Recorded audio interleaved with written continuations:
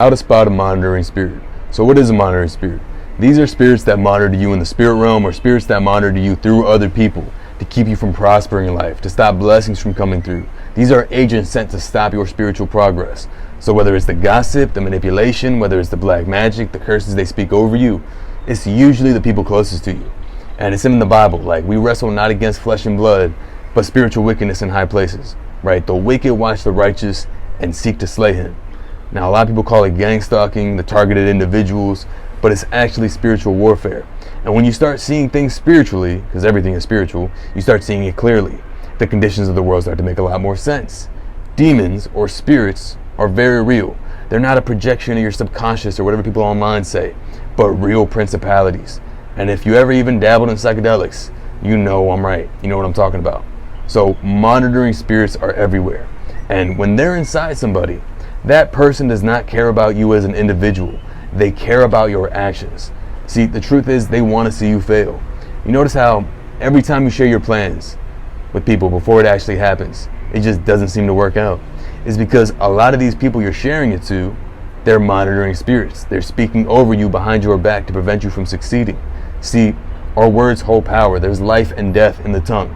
So when people are gossiping about you, they're talking about you, they're sending off that energy into the spirit realm.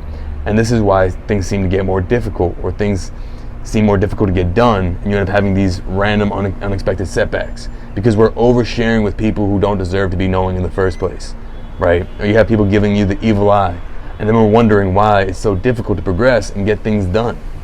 And notice how whenever you're quiet and you start to keep to yourself, you start to get a lot more done. It's because those monitoring spirits don't really have anything on you. They don't know what's going on. They can't use what they don't know.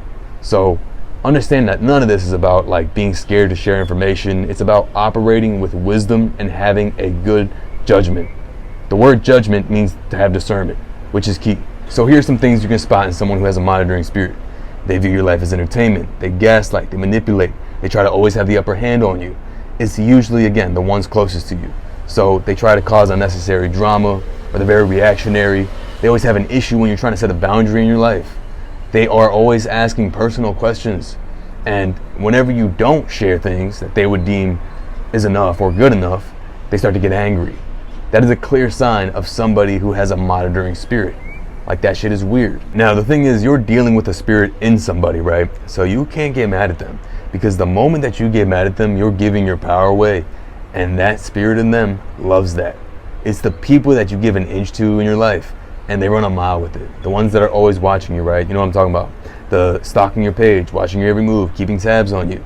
The ones who are always trying to belittle you or correct you. They're never supportive when you're winning, but they always have something to say the moment they can find something wrong, right? They're not accountable for their wrongdoings. Like, these are the people you have to be very careful about, because once you start seeing somebody that views your life as entertainment, you know they're not watching to be supportive. They're not watching to motivate you or encourage you or show you love. They're watching with envy, with spite, with jealousy, with hate. And they're trying to see how they can rule over you. So you don't meet it back with anger or hate. You just cut them off. You don't want to get wrapped up in their drama, because they're only there to throw you off your pivot and drain you emotionally. And it doesn't always even have to be obvious. Like, just watch out for that spirit of confusion, because they already live with a bunch of chaos and confusion in their lives, and they just want to add you to that. They want to keep you emotionally invested in things so they can keep draining you of that energy.